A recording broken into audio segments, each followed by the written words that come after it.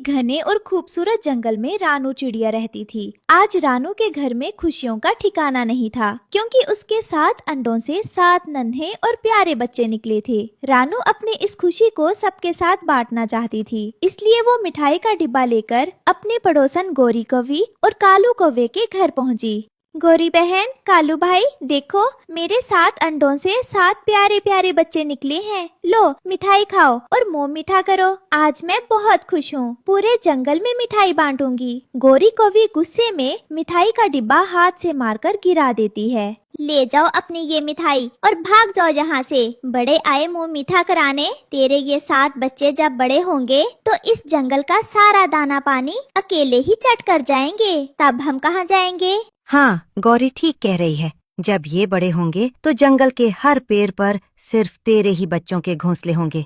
कोई कहेगा मैं कुक्कू हूँ, कोई गुड़िया, कोई तिंकू, कोई पिक्कू, कोई चीकू। हमारे बच्चों को तो सिर छुपाने के लिए एक पेड़ भी नसीब नहीं होगा। रानू चिड़िया की आंखें नम हो जाती हैं। गोरी बहन, मैं तो अपनी खुशी में आपको मिठाई देने आई थी। मुझे लगा था आप भी खुश होंगी, लेकिन आप तो मेरे बच्चों का सुनकर जल गईं। रानू चिड़िया रोते हुए अपनी मिठाई उठाती है और वहाँ से चली जाती है। उधर गोरी कौवी और कालू कौवे के दिल में जलन की आग भड़क उठती है। वे रानू को जंगल से निकालने की साजिश रचने के लिए सीधे तोते के पास जाते हैं, जो पेड़ पर बैठकर मिर्च खा रहा था। ओ बड़ी चोंच वाले मिट्ठू, हर वक्त सिर्फ मिर्च ही खाते रहोगे या कभी इधर उधर भी देखोगे? क्या हुआ गौरी, तुम इतनी गुस्से में क्यों हो और मुझ पर क्यों चिल्ला रही हो? मिट्ठू भाई, रानू चिड़िया के 7 बच्चे पैदा हुए हैं। जब वे बड़े होंगे तो ना तुम्हें खाने को लाल मिर्च मिलेगी और ना हमें दाना।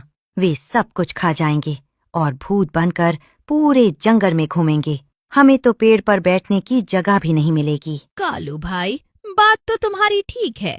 7 बच्चे अगर एक एक दाना भी खाएंगे तो रोज के 7 दाने खा जाएंगे। लेकिन अब हम उनका कर भी क्या सकते हैं? क्यों नहीं कर सकते? अगर तुम हमारा साथ दो तो हम उस चिड़िया को इस जंगल से ही बाहर निकाल देंगे। जाए अपने बच्चों को लेकर किसी और जंगल में घर बनाए। ठीक है, मैं तुम्हारे साथ हूँ। जाओ कबूतर से भी बात कर लो और बाकी पक्षियों को भी मना लो। इससे पहले कि उसके बच्चे सारा भोजन खा जाएं, उसे निकाल बाहर करो। कौवा और कौवी इसके बाद कबूतर के पास जाते हैं और उसके कान भरते हैं। कबूतर भाई, अब तो तुम आसमान में आजादी से उड़ भी नहीं पाओगे। तुम जिधर भी जाओगे, रानू चिड़िया के बच्चे तुमसे हवा में टकरा जाएंगे। हाँ कालू भाई, मैंने भी सुना है कि उसके 7 बच्चे हुए हैं।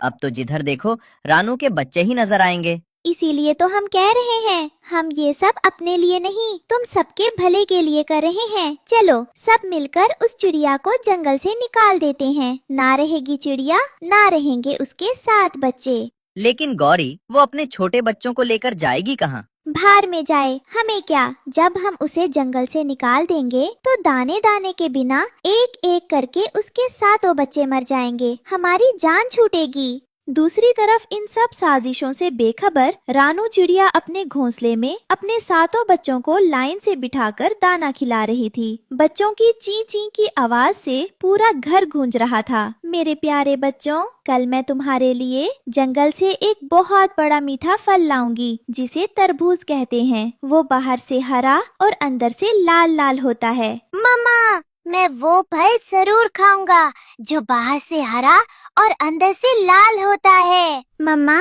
कल से हम सब भाई बहन भी आपके साथ जंगल जाया करेंगे। हमने अब थोड़ा थोड़ा उड़ना सीख लिया है। नहीं मेरे बच्चों, अभी कुछ दिन तुम सब घोंसले में ही रहो। मैं जब भी किसी को अपने 7 बच्चों के बारे में बताती हूँ तो सब हैरान रह जाते हैं। कहीं मेरे बच्चों को किसी की बुरी नजर ना लग जाए। अगले दिन कालू कौवे के कहने पर जंगल के सभी पक्षी एक बड़े पेड़ के नीचे इकट्ठा होते हैं। दोस्तों, क्या तुम सब इस साजिश में मेरे साथ हो? जो मेरे साथ है वो अपना पंख ऊपर उठाए। हम सब तुम्हारे साथ हैं। हम सब तुम्हारे साथ हैं। निकालो उस चिड़िया को जंगल से। तो फिर चलो मेरे पीछे। आज उस चिड़िया का इस जंगल में आखिरी दिन है। कालू कौवा और गौरी कवि सभी पक्षियों की भीड़ लेकर रानू चिड़िया के दरवाजे पर पहुंचते हैं और जोर जोर से दरवाजा खटखटाते हैं। रानू घबराकर दरवाजा खोलती है। अरे, आप सब एक साथ मेरे घर? मेरे घर में तो आप सबको बिठाने की जगह भी नहीं है। मेरे सातों बच्चे अंदर सो रहे हैं। उठा अपने उन सातों बच्चों को और इसी वक्त इस जंगल से दफा हो जा। अगर खुद नहीं गई तो हम तुम्हारे बच्चों को घोंसले से उठाकर बाहर फेंक देंगे। कौवे भाई, गौरी बहन, मुझ पर ऐसा जुल्म मत करो। तोते भैया, कबूतर भैया, आप तो मेरे पुराने दोस्त हैं। कुछ तो समझाइए इन्हें। मैंने हमेशा हर मुश्किल में आपकी मदद की है।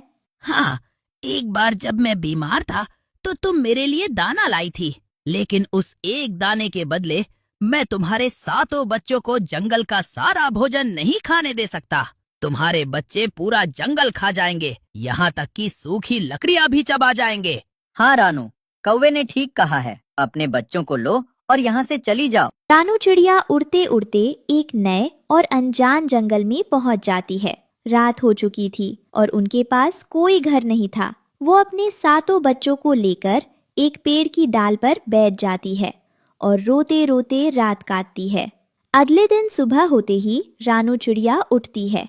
बच्चों, रोने से काम नहीं चलेगा। आज से हम अपना नया घर बनाना शुरू करेंगे। माँ की बात सुनकर सातों बच्चे काम में जुट जाते हैं। कोई लकड़ी लाता है, कोई सूखी घास, कोई तिनका तो कोई सूखा पत्ता। बच्चों की एकता की वजह से घंटों का काम मिनटों में हो जाता है और शाम होने से पहले एक आलीशान घोंसला तैयार हो जाता है। शाबाश मेरे बच्चों, कल से हम विद इस नए जंगल की खाली जमीन पर खेती बाड़ी करेंगे और अपना अनाज खुद उगाएंगे। इतना अनाज उगाएंगे जो कभी खत्म ना हो।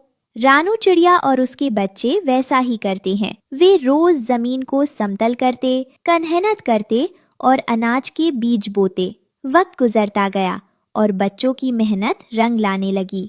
दूसरी तरफ पुराने जंगल में जहाँ कौवे और बाकी पक्षी रहते थे, वहाँ अनाज की भारी कमी हो गई। पेड़ों के फल खत्म हो गए और भयंकर अकाल पड़